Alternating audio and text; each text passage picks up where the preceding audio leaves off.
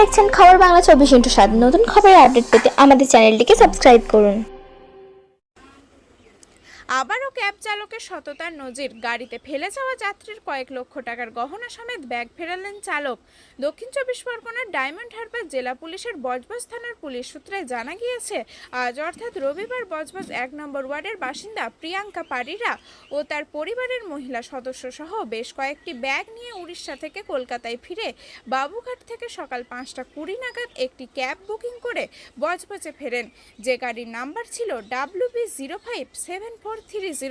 সকাল 6টা নাগাদ বাড়িতে ফিরে প্রিয়াঙ্কা খেয়াল করেন জামা কাপড় সহ অন্যান্য ব্যাগগুলি নামালেও তার ব্যক্তিগত হ্যান্ডব্যাগটি ওই গাড়ির মধ্যেই ফেলে রেখে এসেছেন, যাতে এটিএম কার্ড, পার্স ছাড়াও আনুমানিক 9 ভরি সোনার গহনা এবং বেশ কিছু রূপোর গহনাও ছিল।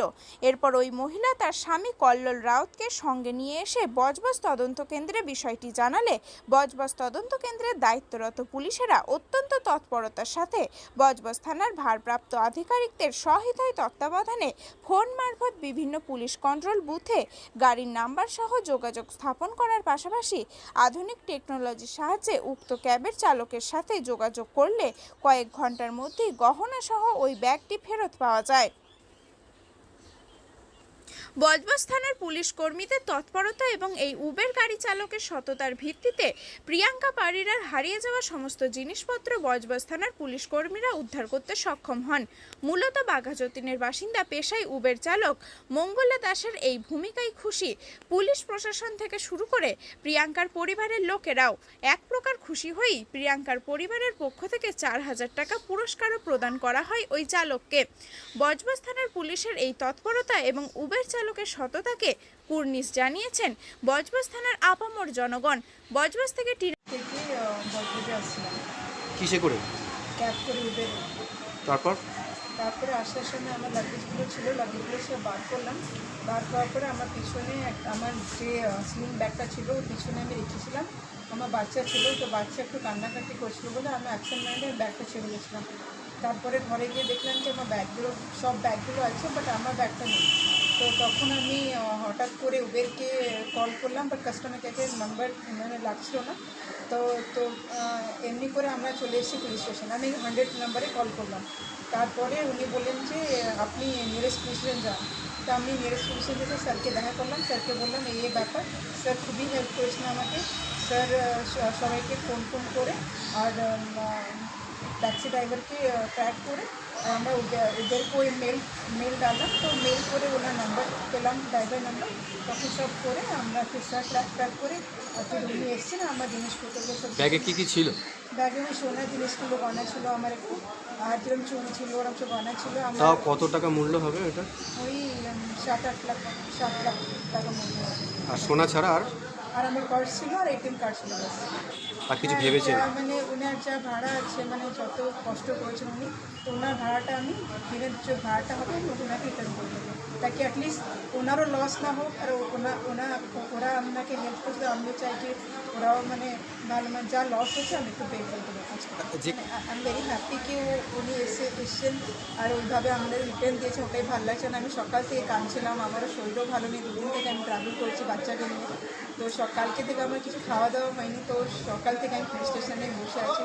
But thank you so much কি মানে ড্রাইভার খুবই মানে লয়াল ছিল কি উনি এসে আমাকে সব বুঝতে দিলেন।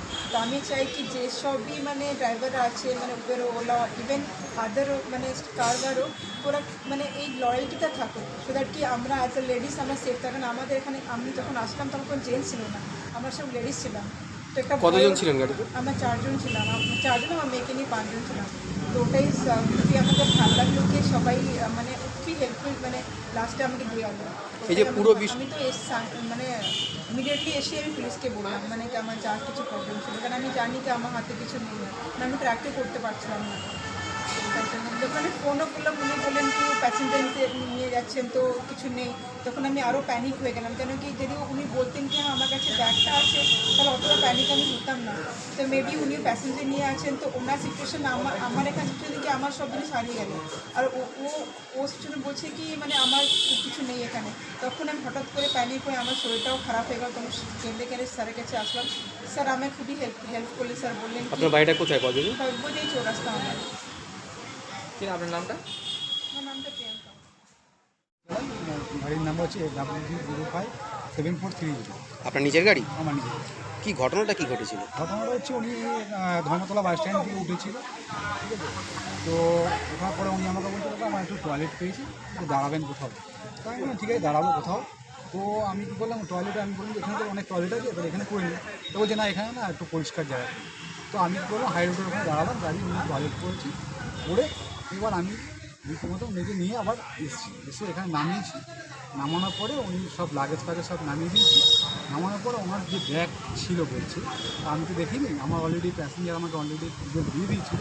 তো আমি সেই প্যাসেঞ্জারটাকে নিতে গেছিলাম, তখন উনি আমাকে ফোন করেছে, আমি দেখুন আমি তো কোনো ব্যাগ পাইনি। তো কাস্টমারও আমার গাড়িতে বসে আছে, তাহলে তার সঙ্গে কথা বলে দেখুন। সে কথা বলেছি, বলেছে আমি যাই না, ঠিক আছে বলেছি। তো বলার পরে এবারে কাস্টমার আমাকে ব্যাগটা পেয়ে দিয়েছে, সিটের তলায় পড়েছিল। তো এবার আমাকে থানার থেকে ফোন করেছিল, এনারাও বারবার করে আমাকে প্রেস বলছে আপনাকে ট্যাগ করা হচ্ছে ওই করা হচ্ছে। তো আমি দেখুন থানার থেকে আমাকে বলেছে আমি থানাতে দিয়ে আসবো, কিন্তু আমি এখন শ্রীরামপুরের দিকে আছি।